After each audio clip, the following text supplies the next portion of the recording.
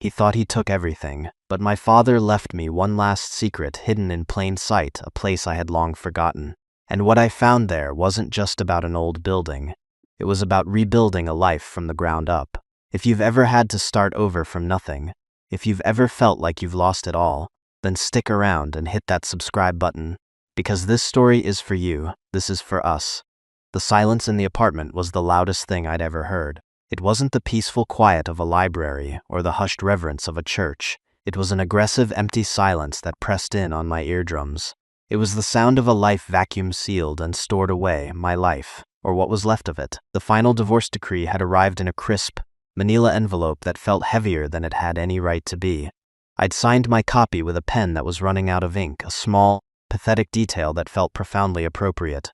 Mark's signature was a confident, arrogant slash of black just like him. Done. Finished. Erased. I was sitting on the floor of a studio apartment that belonged to a friend of a friend.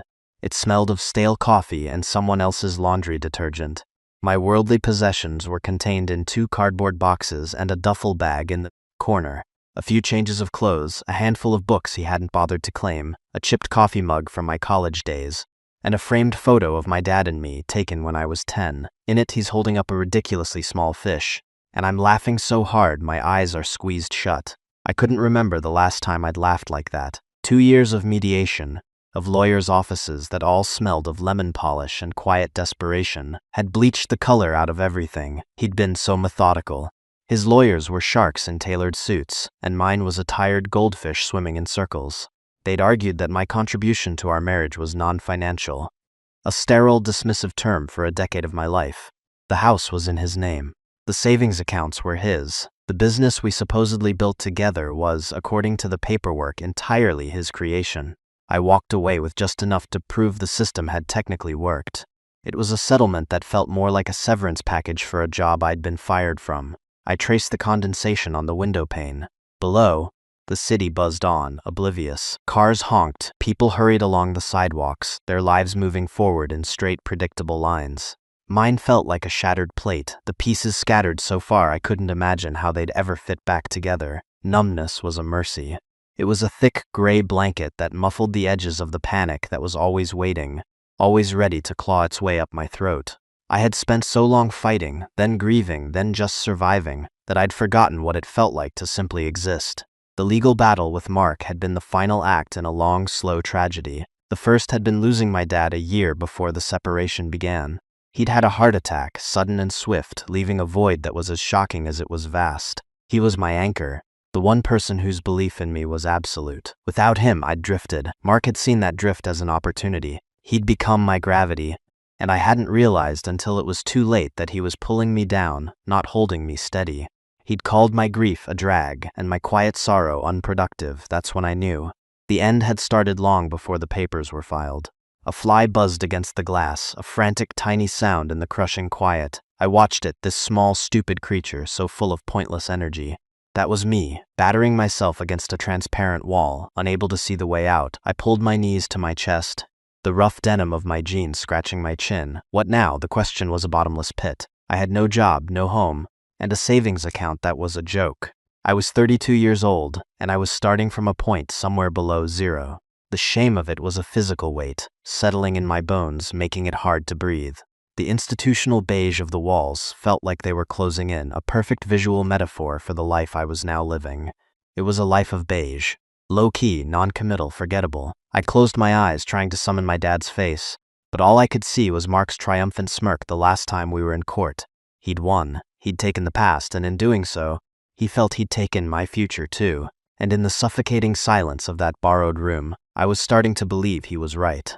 I felt utterly and completely alone, adrift in a city that didn't care and a life that no longer felt like my own. A week later, another envelope arrived. This one was different. It was thick, cream-colored, and bore the embossed letterhead of a law firm I'd never heard of. Davies and Finch, attorneys at law. My first instinct was panic. Was it another bill? Another notice from Mark's legal team, tying up some forgotten loose end designed to inflict one final paper cut? My hand trembled as I tore it open, the sound of ripping paper unnaturally loud in the small room. The letter inside was brief and formal. It was addressed to me, Elara Vance. It informed me that their firm was the executor of a specific provision within the estate of my late father, Thomas Vance, a provision that had been kept separate from the main probate proceedings. I frowned, confused. My dad's estate had been settled over 2 years ago. There wasn't much to it. He wasn't a wealthy man. He'd had a small life insurance policy that barely covered his funeral costs and a mountain of medical debt. I'd walked away with his old truck, which I'd had to sell, and a box of his flannel shirts that still smelled faintly of sawdust and coffee. There was nothing else, I was sure of it, but the letter was insistent. It requested my presence at their office to finalize the transfer of a property held in a blind trust, which had been established for my benefit on my 18th birthday. The trust was now to be dissolved, and the asset transferred directly into my name. The asset was listed simply as the Blackwood Mill, 417 River Road, Northwood.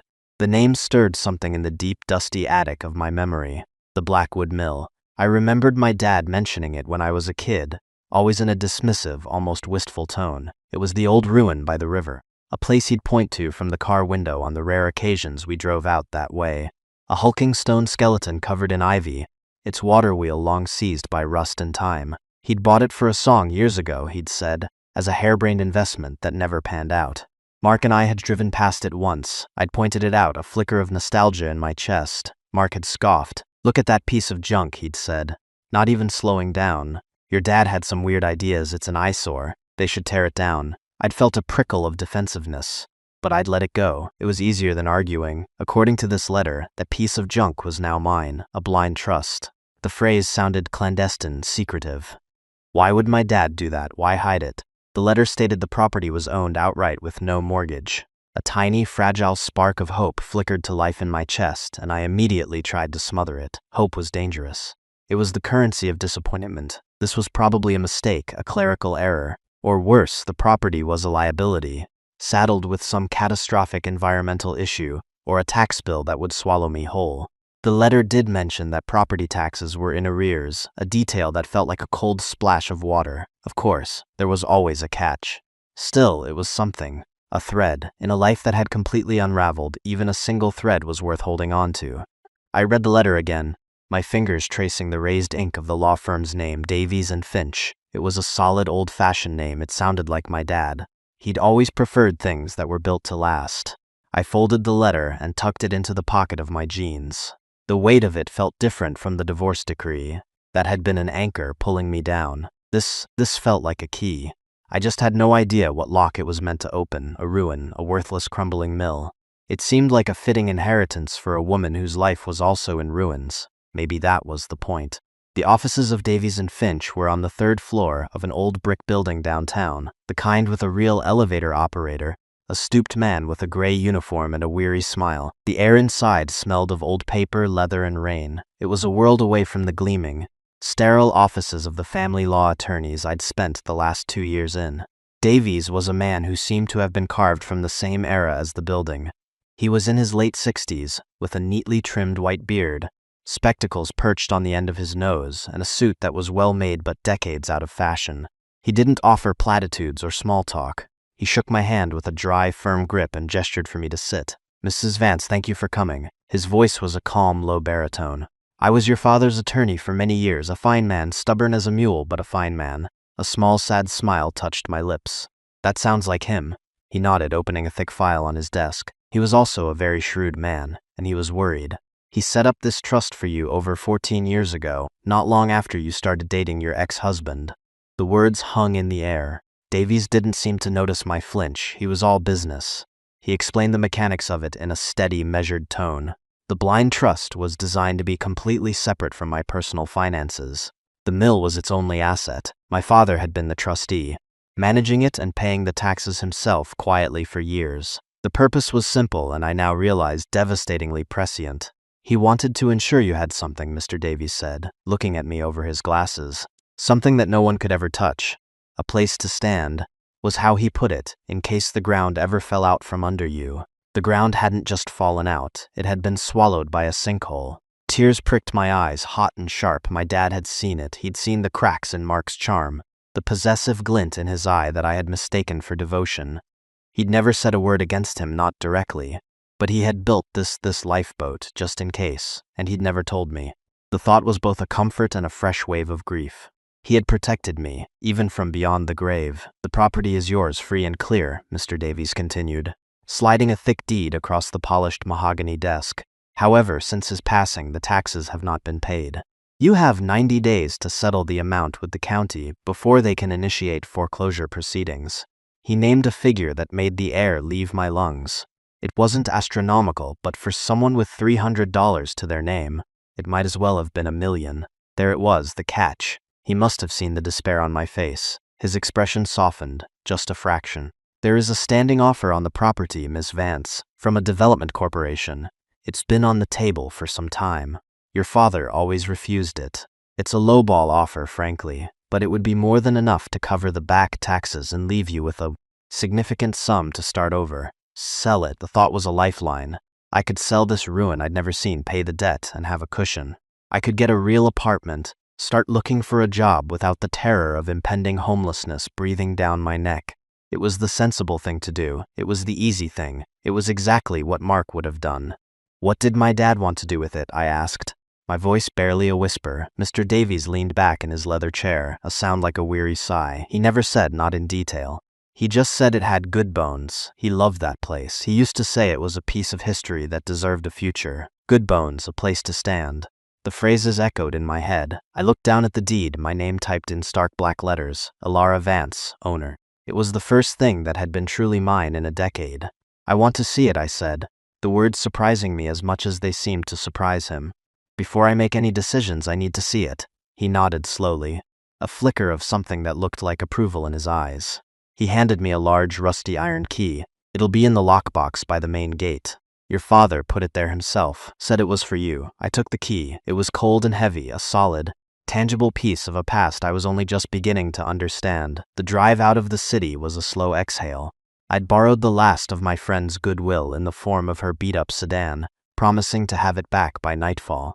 The urban sprawl gave way to suburbs, then to farmland, then finally to the dense rolling hills of the countryside I hadn't seen in years. The sky opened up, a vast pale blue canvas. The air coming through the open window smelled of damp earth and pine, a clean, sharp scent that scoured the city smog from my lungs. The turnoff for River Road was an unmarked gravel track that rattled the car's suspension. The road ran parallel to the Blackwood River, a wide, fast-moving ribbon of dark water, and then I saw it. The mill stood on a bend in the river, half hidden by a stand of ancient oak trees. Mark's description of it as an eyesore was both accurate and a profound understatement. It was a beautiful monster. 4 stories of hand-cut local granite, stained dark with a century of weather. The roof had partially collapsed on one side, leaving jagged rafters exposed like a broken rib cage. Ivy crept up the stone walls, a relentless green tide trying to pull the building back into the earth. The great water wheel was a skeleton of rust and rotten wood, hanging motionless over the churning water of the sluiceway. It wasn't just neglected, it was profoundly sad, a forgotten giant sleeping by the river. I parked the car and got out. The only sounds were the rush of the water and the wind whispering through the tall pines. It was a deep, resonant silence, completely different from the empty quiet of the apartment. This was a living silence, full of secrets. I found the lockbox. Just as Mr. Davies had said, the iron key slid into the massive lock on the main doors. It took all my weight to turn it, the mechanism groaning in protest after years of disuse. The heavy oak door swung inward with a deep, sonorous groan, opening into a cavern of shadow and dust. The air inside was cool and thick, smelling of damp stone, decaying wood, and something else, a faint, metallic scent of oil and machinery. Sunlight streamed in through the grimy, broken panes of the high-arched windows, cutting shafts of golden light through the dusty air. Motes of dust danced in the beams like tiny glittering spirits. The main floor was a vast, open space dominated by the colossal silent machinery of the mill. Gears the size of tables, massive leather belts hanging in slack loops from the high ceiling, and the central grinding stones covered in a shroud of cobwebs. It was like stepping into the belly of a sleeping beast. I ran my hand over a giant iron flywheel, the metal cold and pitted beneath my fingers. The sheer scale of it was humbling. This place was built by people with strong backs and unwavering purpose. They weren't building for next quarter's profits. They were building for the next century. I walked through the space, my footsteps echoing in the immense quiet.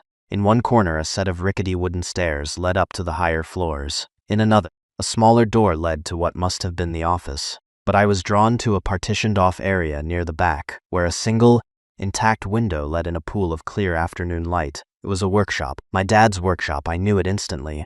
A heavy wooden workbench stood against the far wall, covered in a neat layer of dust. Tools hung in orderly silhouettes on a pegboard above it. Wrenches, hammers, saws, each in its place. A half-finished birdhouse sat on the bench, a small, hopeful project abandoned mid-task. It was so him. Even in a place of decay, he had been trying to build something.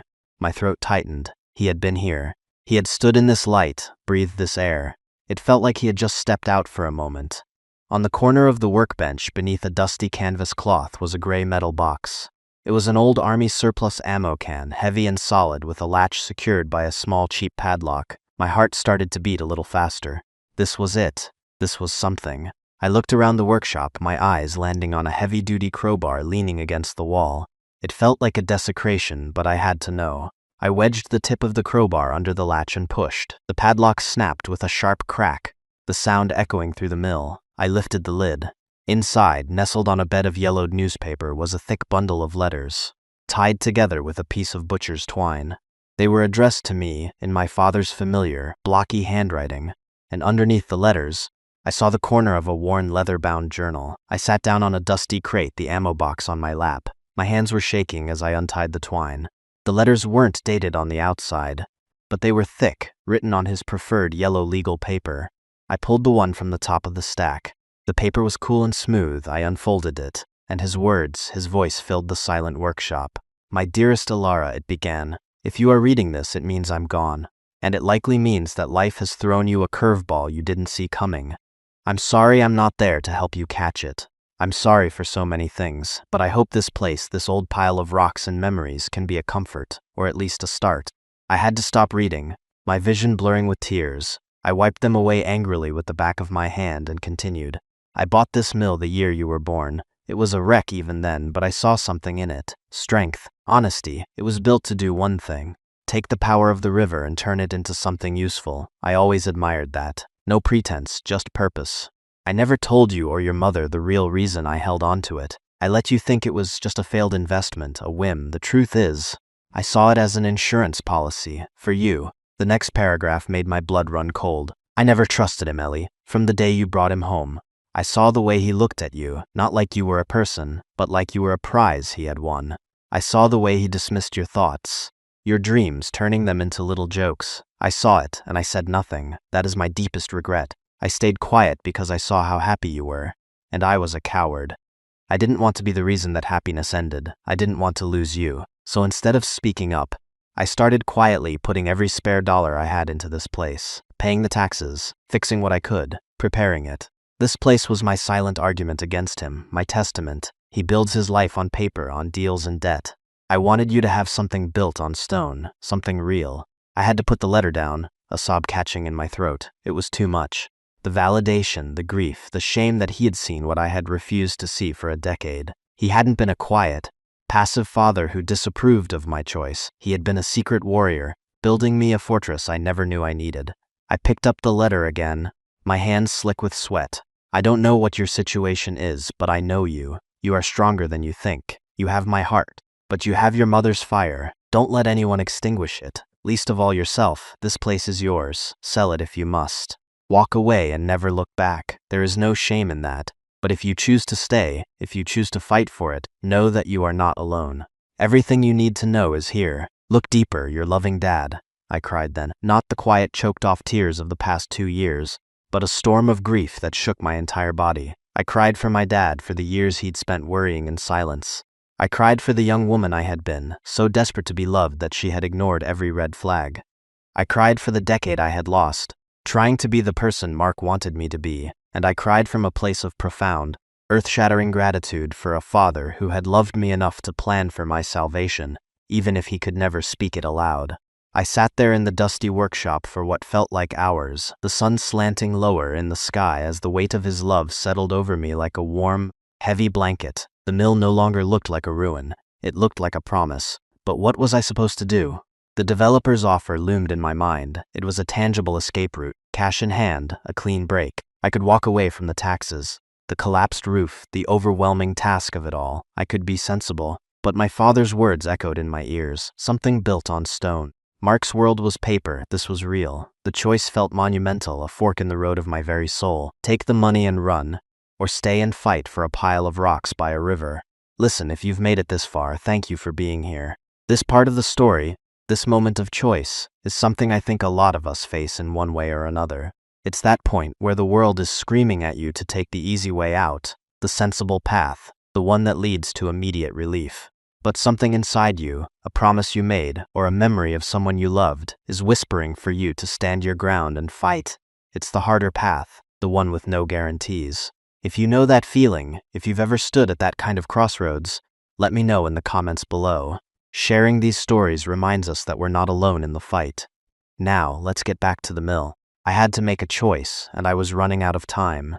The weight of that decision felt heavier than the crumbling stone walls around me, and I knew, deep down, that whatever I chose would define not just my future, but who I was going to become. After the emotional storm passed, a strange calm settled over me. I felt emptied out, but also clearer than I had in years. I folded the first letter carefully and placed it back in the box, then picked up the worn leather journal. The cover was soft and faded. Inside, the pages were filled with my dad's handwriting, but it wasn't a diary, it was a logbook. Years of entries, detailing his work on the mill. March 12, replaced 3 rotten floorboards in the office. Found old shipping manifests from 1922. They were milling rye back then, May 5. Cleared the blockage in the south sluice gate. Water flow is strong, the sound is good. And then, an entry that made me stop. July 20. Met with the geologist again. He confirms the survey. The spring that feeds the aquifer under the property is unusually pure. Water rights are key. Don't forget, Tom. The water rights are the whole damn point. Water rights? I flipped through the pages, my excitement growing. It wasn't just a logbook, it was a manual. A treasure map. He documented every beam he inspected, every gear he oiled, every crumbling section of mortar he'd painstakingly repointed by hand. But he kept coming back to the river, the water, the mechanics of the sluice gates and turbines. The last entry was from 2 days before he died. The turbine quote came in, too high for now. But the potential is there, a constant source of power, clean, independent, a legacy for Ellie. Something that generates, not just sits. She'll know what to do. A legacy that generates. He wasn't just preserving a building, he was planning something. His first letter had said to look deeper. I stood up, my mind racing. The office. He'd mentioned replacing floorboards in the office. I left the workshop and crossed the main floor to the small, glass-paneled room that looked out over the river. The office was a wreck.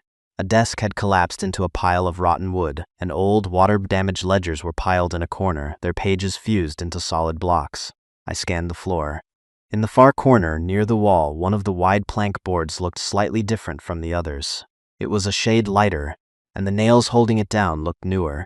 My heart hammered again to my ribs. I knelt down, my fingers searching for a seam. I found a small notch on one side and pulled. The board lifted easily, revealing a dark hollow space beneath. It was a hidden compartment, lined with tin, and inside was another smaller metal box. This one wasn't locked. I lifted the lid. It wasn't filled with letters. It was filled with documents, neatly filed and labeled. There were original blueprints of the mill from 1890. There were geological surveys of the property, showing the bedrock and the underground aquifer my dad had mentioned. And then I saw the folder labeled Water Rights. I pulled it out and sat on the dusty floor, my back against the wall. The documents were dense and full of legal jargon, but the gist was clear. When the mill was built, it was granted primary riparian rights to that section of the Blackwood River. Because it was established before the State Water Board was formed, its rights were grandfathered in, giving it priority over almost any other user on the river. In an era of plentiful water, it was a minor legal footnote. But now, as the legal notice attached to the front of the file explained, the state was in the middle of a prolonged drought. Water was becoming the new gold. The document detailed my father's meticulous work in preserving and legally reaffirming these rights over the years. He had protected them like a dragon guarding a hoard. And at the bottom of the pile was a more recent folder. It contained engineering schematics, cost analyses, and correspondence with a company that specialized in small-scale hydroelectric power. My dad's plan laid out in black and white. He wasn't just fixing a ruin, he was planning to bring it back to life. He wanted to restore the old turbine, using the mill's historic water rights to generate clean electricity, enough to power the mill and potentially sell the surplus back to the grid. It was brilliant, it was visionary, and it was the reason the developers wanted the land. It wasn't the 5 acres of scrubland they were after. It was the water. They wanted to buy the mill, decommission it, and seize the water rights to feed the massive, thirsty resort and golf course they were planning to build 5 miles upstream. They weren't making a lowball offer on a ruin. They were trying to steal a gold mine. The phone in my pocket buzzed, making me jump. It was Mr. Davies, Alara, he said, his voice sounding tinny and distant. I'm glad I reached you. I've just had a call from the lawyers for Northwood Developments. They're aware the property has been transferred to you. They're formally reissuing their offer, and they've increased it substantially. He named a new number, and this time it was one that made me gasp. It was life-changing money, enough to not just start over, but to live comfortably for years, enough to make all the pain and struggle of the divorce disappear into a haze of financial security. It was the ultimate easy way out. They want an answer by the end of the week, Mr. Davies said. They made it clear that if you refuse, they will move to have the county expedite the foreclosure proceedings for the back taxes. They're going to play hardball. I looked around the dusty office, at the blueprints spread across my lap, at the light glinting off the powerful river outside. I could hear my dad's voice from the journal, something that generates, not just sits. Mark had taught me the value of money. He had worshipped it. A life with him had been about accumulating things, about appearances, about the bottom line. My dad was trying to teach me the value of purpose. He had left me a choice, not between a ruin and a fortune, but between 2 different futures, 2 different versions of myself. One who took the cash and let his legacy be bulldozed, and one who stayed, fought, and tried to build something that mattered. Alara, are you there? Mr. Davies asked, a note of concern in his voice. I stood up, brushing the dust from my jeans. I looked at my reflection in the grimy window pane, a pale, tired-looking woman who looked nothing like the girl in the photo with her dad. But maybe she could be, maybe she still was. I'm here, I said, my voice clear and steady. Please inform the lawyers for Northwood Developments that their offer is rejected. There was a pause on the other end of the line. Are you certain? Mr. Davies asked. They will make this very difficult for you. I watched a hawk circle high above the river, riding the currents of the wind. It looked free. I'm certain, I said. Tell them the mill is not for sale. I ended the call before he could argue. The consequence was immediate and invisible. I couldn't see the lawyers making their calls or the paperwork being filed, but I could feel it. A declaration of war had been made. The fight was on, but for the first time in a very long time, I felt ready for it. I wasn't just defending a pile of rocks. I was defending my father's dream. I was defending my own chance at a future. I had a place to stand, and it was built on solid stone. That night, I didn't drive back to the city. I couldn't. Leaving the mill felt like abandoning a part of myself. I slept in the car, wrapped in an old blanket from the trunk. It was a cold, uncomfortable night, but every time I woke, I could hear the steady rush of the river, a constant, powerful heartbeat in the darkness. It sounded like hope. The next morning, I drove into the small town of Northwood. It was the kind of town that time had mostly forgotten, with a single main street, a diner, a hardware store, and a post office. It felt a world away from the anonymous crush of the city. My first stop was the town hall, a small brick building with a squeaky front door. I used the last of my emergency credit to pay a portion of the back taxes, enough to show intent, to buy myself a little time. The woman at the counter, a kindly lady with a cloud of white hair, gave me a sympathetic look. The old Blackwood Mill, she said, tapping her pen on the counter. Haven't seen anyone do anything with that place in years. My granddaddy used to work there. Said it was the heart of this town once. Her words were another small gift, another piece of the story. This place wasn't just my legacy. It belonged to the history of this town too. My next stop was the hardware store. It was a wonderland of organized chaos, smelling of sawdust, fertilizer, and fresh paint. An older man with calloused hands and a friendly face was behind the counter. Can I help you? He asked. I took a deep breath. I hope so. My name is Alara Vance. I own the old mill. His eyebrows shot up. Tom Vance's girl? Well, I'll be. You look just like him around the eyes. I'm George. Knew your dad for years. He used to come in here. Buy the strangest things. Bags of mortar, specialty oils, copper wire. Always had some project going on out there. I felt a lump form in my throat. He left it to me, I said quietly. I'm going to try and fix it up. George leaned on the counter, a serious expression on his face. Heard Northwood Developments is trying to snatch it up. They're vultures, that bunch. Don't let them bully you. Your dad loved that place. He saw what it could be. He then spent the next hour walking me through the store, pointing out the tools I would need. explaining the difference between masonry sealants, giving me a crash course in basic structural repair. He sold me a heavy-duty respirator, work gloves, a new crowbar, and 5 contractor-grade trash bags at a steep discount. "Call it a welcome to the fight discount," he said with a wink. I spent the next few weeks in a blur of motion. I officially gave up the apartment in the city, moving my 2 boxes of possessions into the mill's old workshop. I bought a cheap air mattress and a camp stove. It was primitive, cold, and uncomfortable, but it was mine. Every day, I worked. I started with the cleanup, a task that felt as much emotional as it was physical. I filled bag after bag with debris, old nests, and rotten wood. I was sweeping away not just the dust of decades, but the residue of my old life. With every swing of a hammer, every pry of a crowbar, I felt a little bit of my own strength returning. I was sore and exhausted every night, but it was a good kind of tired. It was the ache of creation, not the weariness of defeat. I started a blog, a simple online journal where I documented the process. I posted photos of the mill, of the old machinery, of my father's journal. I wrote the story of his secret gift, of the developers, of the fight to save a piece of history and build a source of clean energy. I didn't expect much, but then something amazing happened. The story started to spread. A local newspaper picked it up. Then a regional historical society. People from Northwood started stopping by, offering a helping hand, a thermos of hot coffee, or just words of encouragement.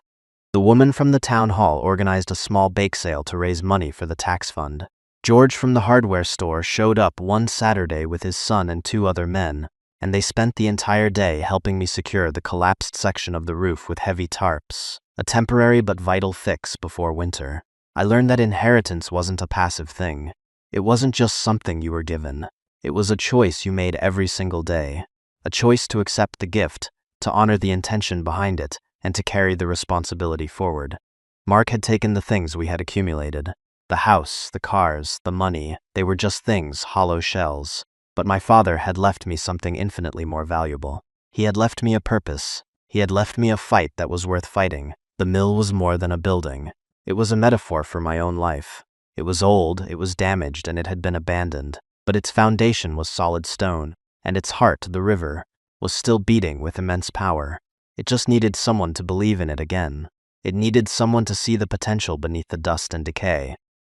Standing on the rickety second-floor landing one evening, watching the sunset paint the river in strokes of orange and purple, I realized I wasn't just rebuilding the mill.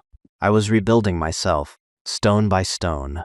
Months have passed since that first day I walked through the mill's groaning doors.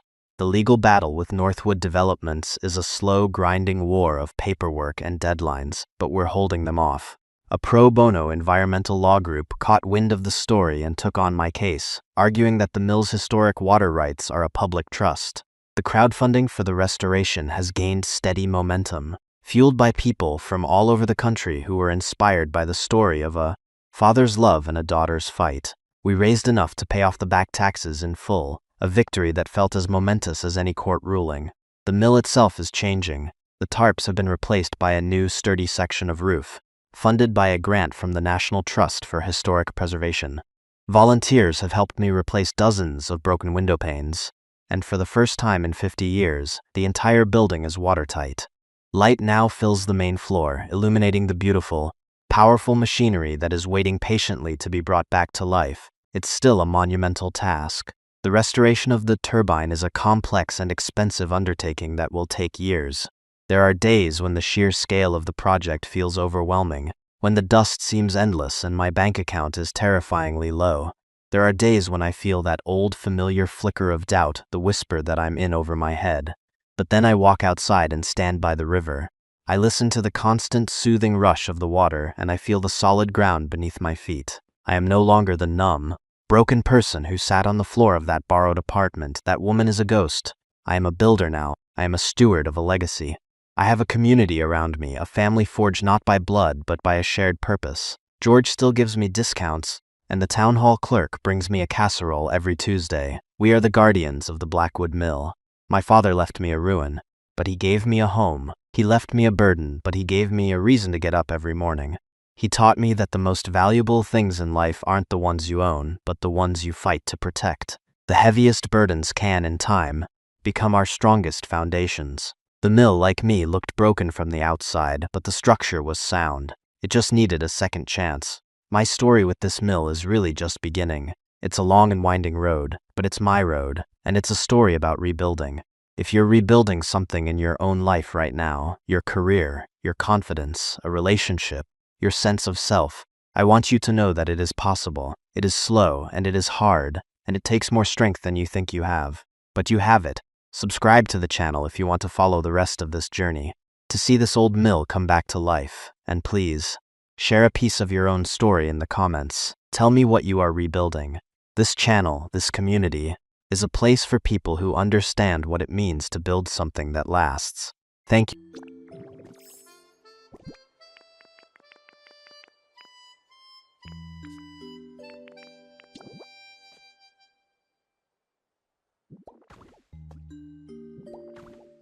How can you bring this up with her right here? Dinah, read the room. You're right. My apologies, Shakira. I'm so sorry. You deserve better.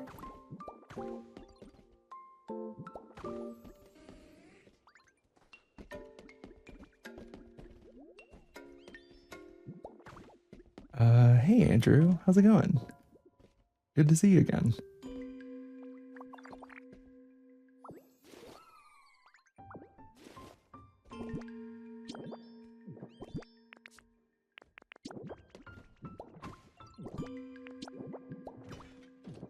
Airing out business ASMR.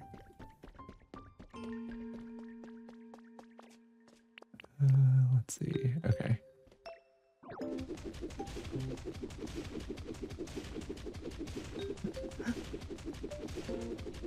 Oh, it needs to be one level higher. Okay. Oops.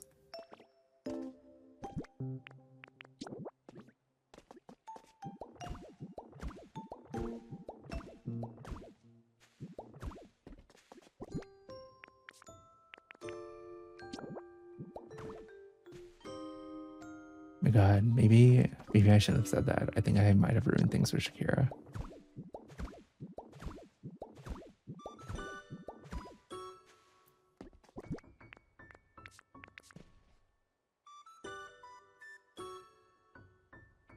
Also, I did not hear that about Lily Allen.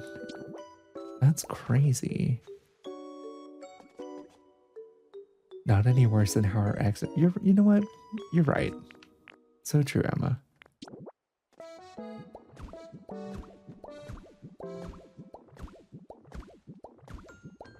I accidentally messed up these stairs, and I think it's because I was really tone deaf about Shakira. This is just karma. Oh my God, hi, Mr. Canic. Good to see you.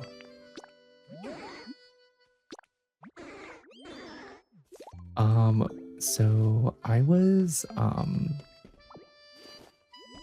took the Dragonite doll to, go to the island so I could steal things, and Mewtwo was there.